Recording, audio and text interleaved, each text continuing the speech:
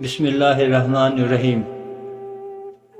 شمون نامی ایک آتش پرست حضرت حسن بصری رحمۃ اللہ علیہ کا پڑوسی تھا۔ جب اس کا آخری وقت آیا تو آپ نے اس کے یہاں جا کر دیکھا کہ آگ کے دھوئیں کے سبب اس کا جسم سیاہ پڑ گیا تھا۔ آپ نے تلقین فرمائی کہ آتش پرستی ترک کر کے اسلام قبول کر لو، اللہ تعالیٰ تم پر رحم فرمائے گا۔ اس نے کہا کہ میں 3 باتوں کی وجہ سے اسلام سے برگشتہ ہوں۔ اول یہ کہ جب تمہارے عقائد میں حب دنیا بری شے ہے تو پھر تم اس کی جستجو کیوں کرتے ہو؟ دوسری یہ کہ موت کو یقینی تصور کرتے ہوئے بھی اس کا سامنا کیوں نہیں کرتے؟ تیسری یہ کہ جب تم اپنے قول میں جلوہ خداوندی کے دیدار کو بہت عمدہ تصور کرتے ہو تو پھر دنیا میں رضا الہی کے خلاف کام کیوں کرتے ہو؟ آپ نے فرمایا کہ یہ تو مسلمانوں کے قول و فعل ہیں، لیکن آتش پرستی میں وقت ضائع کر کے تمہیں کیا ملا؟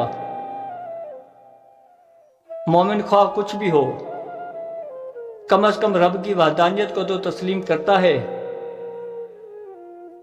اگر ہم دونوں آگ میں داخل ہوں تو دونوں ہی کو برابر جلائے گی، یا تمہاری 70 سال کی پرستش کو ملحوظ رکھے گی۔ لیکن میرے رب میں یہ طاقت ہے کہ وہ اگر چاہے تو یہ آگ مجھے ذرا برابر بھی نقصان نہیں پہنچا سکتی۔ اور یہ فرما کر ہاتھ میں آگ اٹھا لی۔ آپ کے ہاتھ پر آگ نے ذرا برابر بھی اثر نہ کیا۔ شمون نے اس بات سے متاثر ہو کر کہا کہ 70 سال کی عمر میں اور قریب المرگ اب میں کیا اسلام قبول کروں گا؟ لیکن آپ نے پھر اصرار فرمایا تو اس نے کہا کہ میں اس شرط پر اسلام قبول کروں گا کہ آپ مجھے عہد نامہ لکھ کر دیں کہ مسلمان ہونے کے بعد رب تعالیٰ میرے گناہ بخش کر میری مغفرت فرما دے گا۔ چنانچہ آپ نے اسی مضمون کا ایک عہد نامہ تحریر کر کے دے دیا۔ لیکن شمون نے کہا کہ اس پر بصرہ کے نیک و عادل صاحبان کی شہادتیں بھی تحریر کیجیے، اور آپ نے اپنی شہادت بھی تحریر کی۔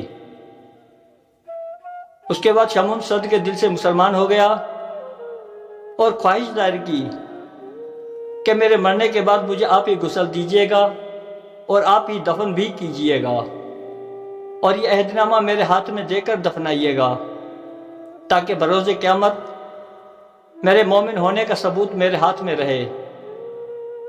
یہ کہہ کر کلمے کا ورد کرتے ہوئے وفات کر گیا۔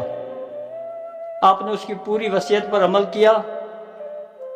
رات کو آپ نے خواب میں شیرون کو قیمتی لباس اور زری تاج پہنے جنت کی سیر کرتے دیکھا۔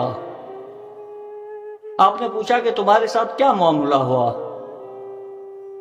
وہ بولا کہ اللہ تعالیٰ نے مجھ پر فضل کرتے ہوئے میری بخشش فرما دی، اور جو انعامات مجھ پر عنایت فرمائے ہیں وہ ناقابل بیان ہیں۔ اب آپ پر کوئی بار نہیں ہے اور آپ کے عہد نامے کی کوئی ضرورت نہیں رہی، لہٰذا اسے واپس لے لیں۔ صبح جب حسن بصری رحمۃ اللہ علیہ بیدار ہوئے تو وہ عہد نامہ ان کے ہاتھ میں تھا۔ آپ نے رب کا شکر ادا کرتے ہوئے کہا کہ اے اللہ، تیرا فضل کسی سبب کا محتاج نہیں۔